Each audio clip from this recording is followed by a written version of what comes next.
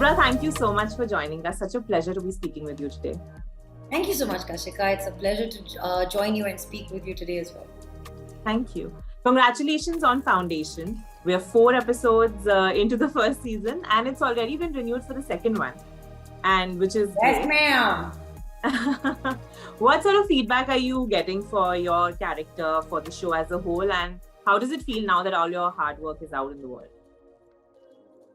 Terrific, fire, badass, so proud, you deserve it, go on, make us proud.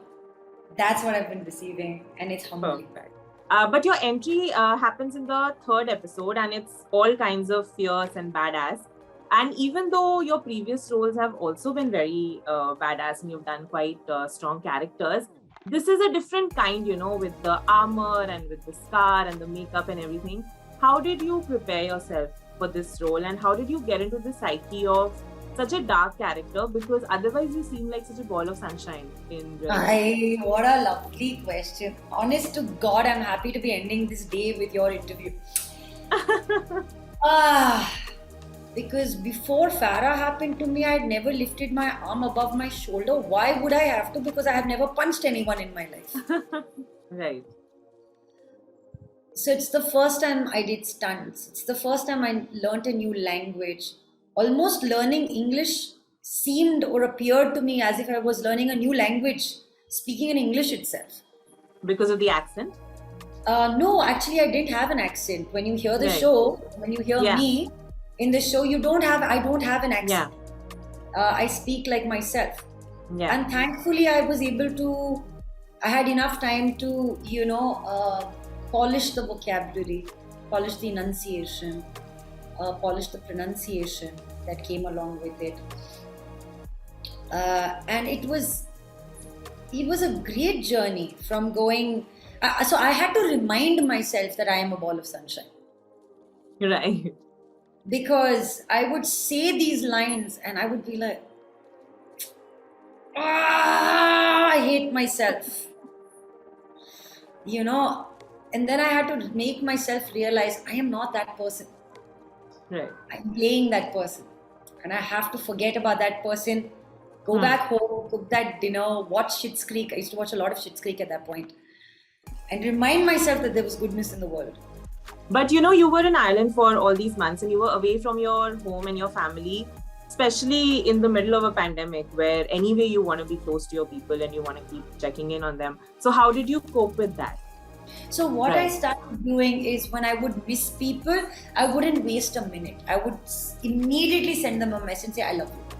So I've sent so many I love you messages, sitting so far away for so long that people were like, are you all right? I'm like, can't say I love you to people or what? Right.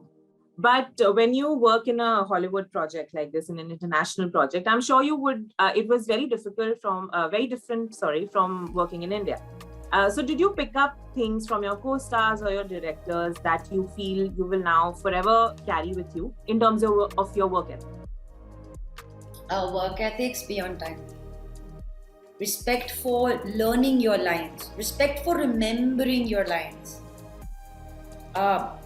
But I think the most humane thing that happened to me on this show is something that I mentioned in an interview previously, which is now being picked up all over the place. My colleague and my greatest nemesis on the show, Leah Harvey, even before I got this job, and she already had it. She was already salva.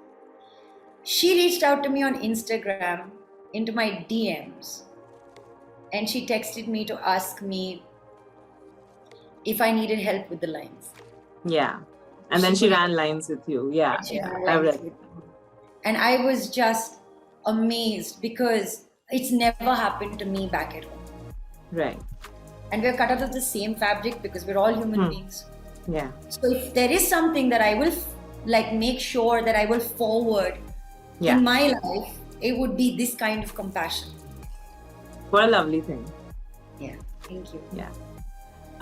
But if one is to look at your career trajectory, it's vast and I think the only adjective one could say is unpredictable.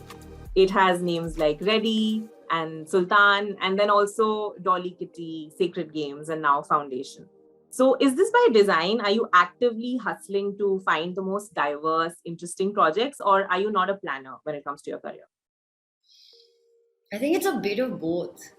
But active hustler, never heard that before. I'm going to use it. I'm an active hustler. But not a planner, is it?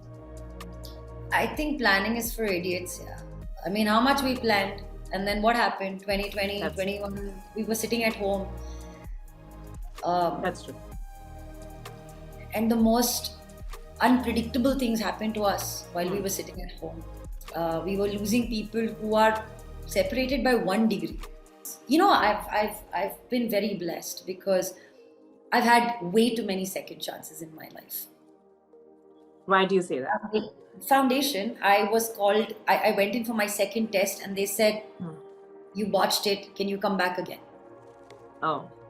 Sacred Games, I botched it and I got a second chance to redo my test again. Wow. So if I have to look at just a minuscule career example, I've had second chances. And I think we live in a very rapidly growing cancel culture society where people aren't allowed to make mistakes. If you make mistakes, you're written off. I think it's a very unfortunate place to be in. How does one redeem themselves if they don't have the consciousness to correct their actions? And how conscious are we if we don't allow people to correct their actions? I'm someone who says go for every audition because you may not get that job, but whoever saw you may remember you for another job. Right. So you never know who's watching. Technically, you're living in the Truman Show. Technically, you're living in Big Boss. Wow. So, what examples? What are you talking about? Yeah, Truman Show to Big Boss. Your memoir is coming up soon, right? It's coming out soon. So when I realized that you've written one, I thought at 37, I thought, oh, it's such a young age to write a memoir. But then when I sat and thought about it again, I felt like there is so much that changes in a woman's life from her 20s to her 30s. You know, there are so many learnings, observations, etc. So technically, it's the perfect time to write a memoir. Why did you think that this is the time to write one? Why did it feel right to you? The genesis of my memoir started during the first lockdown when we were unceremoniously sent back home. So when they called me to say we've suspended shoot, they said 15 days. 14 hours later, when I reached home, it was indefinite. Right. So at first, to dhakka lagta hai. Because no matter how big the show is, you don't know if it's going to continue to be made or not. 100%. Yeah. And at that point, seemingly everything was shut and everything was going down. The Bond movie had shut down like some 3 times already. So I came back and I took a deep breath and got into doing things Then something happened and I said, maybe I should write. And when you start writing, you realize that there is no time for you to bullshit yourself. Right. And you seriously try to, unravel every layer of insecurity to realize, acha, this is where I am. And I am here because of that choice I made back there. Right. Oh, okay, great. Then it's fine. It all makes sense.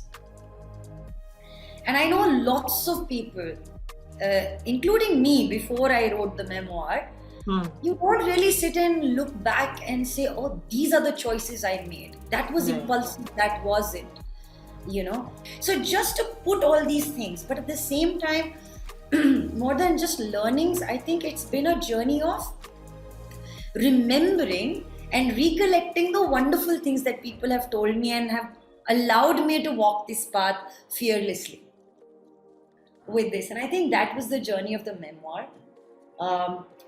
I intend, or I think it's finalized, I'm calling it Open Book. Wow. And that's a great name. Yeah. And I was shocked that no one had that title before. Like no one had taken Right. That's true. Okay. I cannot let you go without asking you about your cat. So, who is such a prominent presence in your life and on your Instagram. How has being a cat parent enriched your life? I read this yesterday and it moved me. It said people who have cats have very secure relationships. Oh, is it? Yeah. Earlier, he was a prop in my house, and I was a prop for him in the house. Because I would constantly pack my bags and leave. Yeah. So we really didn't get to bond. So I didn't understand his language or his words or his movements or his eyes. And now I've become more familiar with what my cat is saying to me. So I think I've become my own cat's cat whisperer. Amazing. Yeah, it's fun. I know his Shifu, routine. right? Shifu Sait, yes. Wow. Amazing. Okay. Thank you so much for this lovely conversation, Kubbra.